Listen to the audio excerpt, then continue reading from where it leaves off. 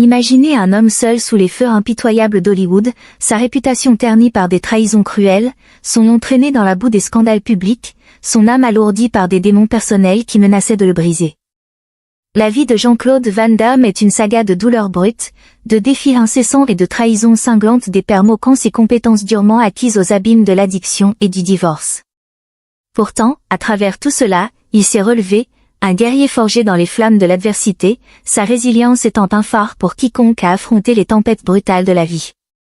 Cette histoire, empreinte de drame et de triomphe, touche le cœur des hommes de plus de 60 ans, ceux qui ont goûté à la trahison dans les amitiés ou le travail, enduré des scandales qui ont mis leur honneur à l'épreuve, et livré des batailles silencieuses en leur fort intérieur. Le parcours de Van Damme est un témoignage de la puissance indomptable de la ténacité, de la rédemption et de la volonté de rester debout quand le monde tente de vous faire tomber. Avant de plonger dans cette histoire captivante de courage et de retour en force, si les récits d'hommes réels surmontant des obstacles insurmontables vous inspirent, mettez un pouce bleu, abonnez-vous pour plus de récits épiques et partagez cette vidéo avec ceux qui ont traversé leur propre tempête. Découvrons la vérité ensemble. Il est un véritable ceinture noire d'aïkido.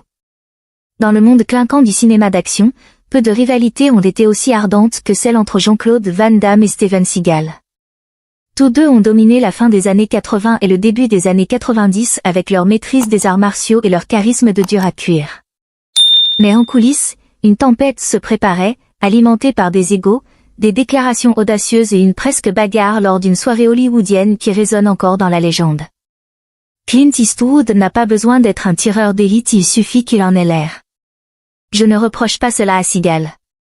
Seagal se présentait comme un mystérieux maître d'aïkido aux liens obscurs avec des opérations secrètes, tandis que Van Damme, un kickboxeur éprouvé avec de vraies cicatrices de tournoi, laissait ses actions parler.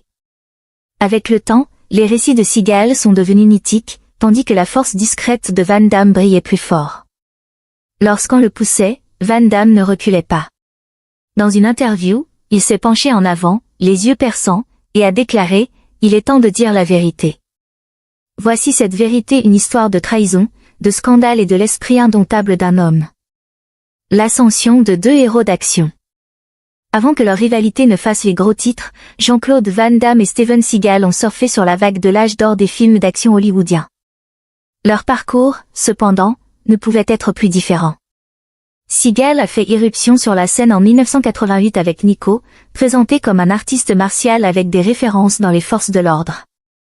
Son aïkido, un art japonais de redirection et de pieds articulaires, lui conférait une aura stoïque et dangereuse. Des rumeurs selon lesquelles il aurait été le premier occidental à diriger un dojo d'aïkido au Japon et des liens avec la CIA circulaient. Vrai ou non, le public y croyait. Van Damme, né en Belgique, était l'opposé flamboyant, rapide comme l'éclair et aguerri. Artiste martial compétitif, il a remporté des titres en karaté de full contact et en kickboxing.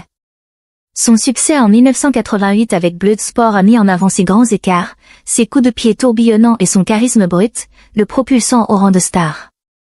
Des succès comme Kickboxer, Cyborg et Lionheart ont consolidé sa renommée. Seagal était un bulldozer lent, délibéré. Van Damme était un showman gracieux, explosif. Hollywood les a opposés comme des rivaux, mais Seagal ne respectait pas Van Damme, moquant ses coups de pied entraînés par le ballet comme ses bêtises de danseur. Van Damme restait silencieux, mais il n'oubliait pas.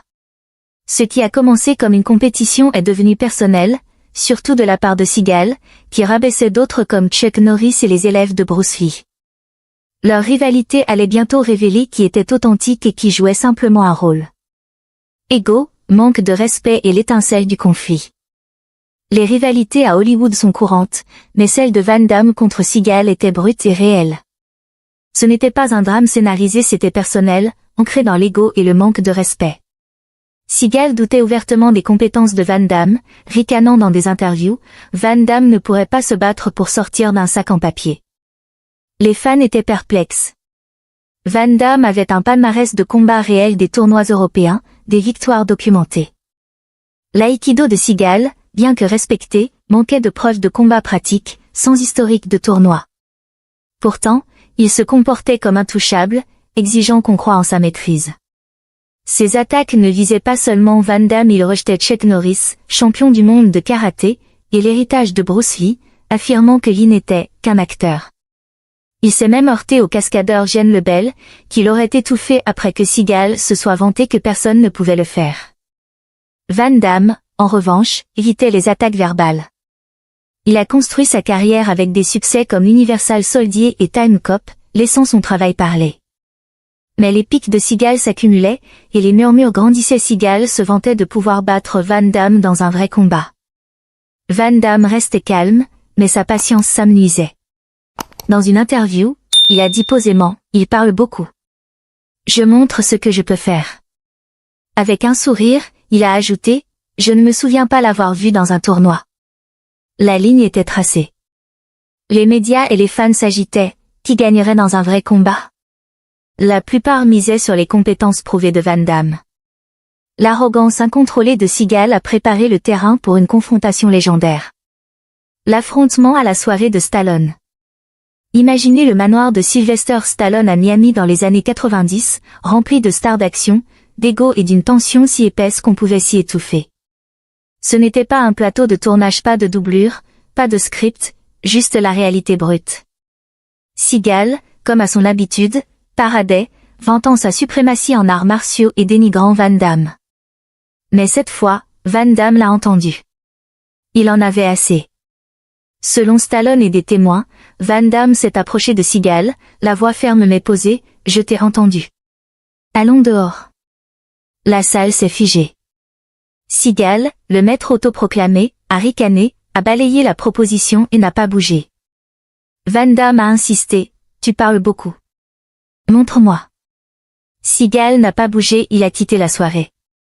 Van Damme, alimenté par des années d'insultes, l'a suivi dans une boîte de nuit et l'a défié à nouveau. Seagal a fui encore. Stallone a qualifié cela de surréaliste, Van Damme était trop fort. Seagal n'en voulait pas, cette nuit-là a brisé le mythe du dur à cuire de Seagal. Il avait été défié, sans caméra, sans excuse, et il s'était défilé 2 fois. Pour Van Damme, c'était une justification. Il n'avait pas besoin de se battre pour prouver son point. L'histoire s'est répandue comme une traînée de poudre, alimentant les débats. Qui gagnerait? Le palmarès de combat réel de Van Damme lui donnait l'avantage. La mystique de Seagal s'effondrait, son aïkido, ses histoires, tout était remis en question. Cette nuit les a définis, Van Damme, authentique et sans peur, Seagal, un homme se cachant derrière sa bravade. La réponse discrète de Van Damme. Après la soirée de Stallone, Van Damme n'avait pas besoin de se vanter. Ses mots calmes et mesurés dans les interviews en disaient long. Alors que les doutes sur l'authenticité de Seagal grandissaient, Van Damme attisait subtilement les flammes. Il ne nommait jamais Seagal mais parlait des acteurs qui exagèrent leurs compétences, et de comment les vrais combattants n'ont pas besoin de se vanter. Son ton était amusé, contrôlé, jamais amer. Il disait, j'ai gagné ma place par la discipline, pas par des histoires. En évoquant l'incident de Stallone, il souriait avec assurance, il est temps de dire la vérité. La carrière de Van Damme montrait sa ténacité de vrai combat en Europe, une chorégraphie cinématographique exigeante. L'aïkido de Seagal, élégant mais non testé en combat, pâlissait en comparaison. Ses affirmations formation à la CIA, combat de rue manquaient de preuves, devenant de plus en plus extravagantes. La retenue de Van Damme était son arme. Il laissait les vantardises de Seagal s'effilocher tandis que son propre palmarès restait solide. Les initiés de l'industrie louaient la dignité de Van Damme, l'isolement de Seagal grandissait alors que les cascadeurs et les costards remettaient en question ses références. Le miroir de Van Damme reflétait une vérité dure, la vraie force se prouve, elle ne se proclame pas. La fracture des arts martiaux, réel contre cinéma.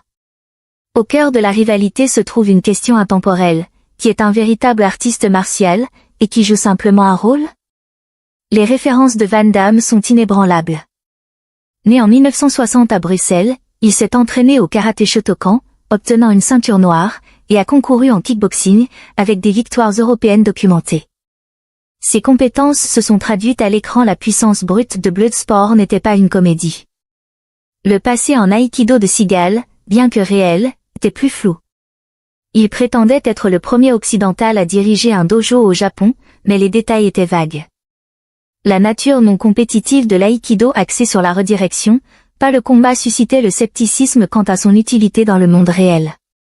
Les critiques notaient qu'il fonctionnait mieux avec des partenaires coopératifs qu'en combat réel. Les récits de Seagal sur sa formation à la CIA et ses bagarres de rue manquaient de preuves, tandis que le palmarès de Van Damme était public. Alors que Van Damme parlait de la vérité et du respect des arts martiaux, le monde voyait qui suivait le chemin. Les revendications bruyantes de Seagal ne pouvaient étouffer les preuves discrètes de Van Damme. Les combats personnels et les triomphes de Van Damme. Au-delà de la rivalité, la vie de Van Damme était un creuset de douleur et de résilience. Enfant frêle, victime d'intimidation à Bruxelles, il a trouvé sa force dans le karaté à 11 ans, mêlant plus tard le ballet pour son style fluide. En 1982, il s'installe à Hollywood avec $3000, dormant dans des voitures, faisant des petits boulots chauffeur de limousine, livreur de pizza avant le succès de Bloodsport. Mais la gloire a apporté l'obscurité. Dans les années 90, une addiction à la cocaïne l'a consumé $10 000 par semaine à son apogée, menant à des arrestations et des cures de désintoxication. Diagnostiqué bipolaire en 1998, il a lutté contre des épisodes maniaques et des pensées suicidaires. 5 mariages, dont 2 avec Gladys Portug, ont laissé des cicatrices émotionnelles.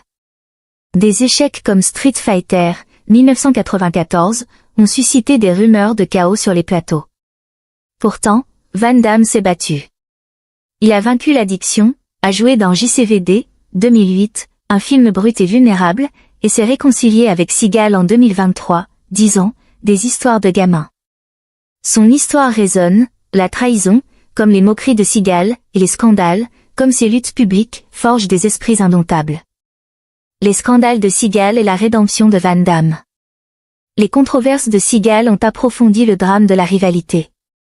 Accusé d'exagérer son rang en aïkido, confronté à des poursuites pour harcèlement sexuel et s'alignant avec des figures comme Poutine, obtenant la citoyenneté russe en 2016, la crédibilité de Seagal s'est érodée. Van Damme, quant à lui, a utilisé ses luttes pour le bien, plaidant pour la sensibilisation à la santé mentale. Une offre de combat à $20 millions à Las Vegas dans les années 90, refusée par Seagal, a souligné la trahison. Van Damme cherchait la vérité, Seagal l'évitait. Les mots de Stallone, Seagal a fait un Houdini. La renaissance de Van Damme de Expendables 2, 2012, doublage pour Kung Fu Panda a montré sa résilience. Sa marque de whisky en 2023, All Oak, et une fortune de $40 millions marquent son triomphe. La fin de la rivalité, Van Damme a déclaré au Daily Mail, « Je lui souhaite le meilleur. » Pour les hommes de plus de 60 ans, cela reflète la vie, les trahisons s'effacent, la résilience perdure. La rivalité Van Damme-Seagal a transcendé les égos, devenant une histoire de vérité contre illusion.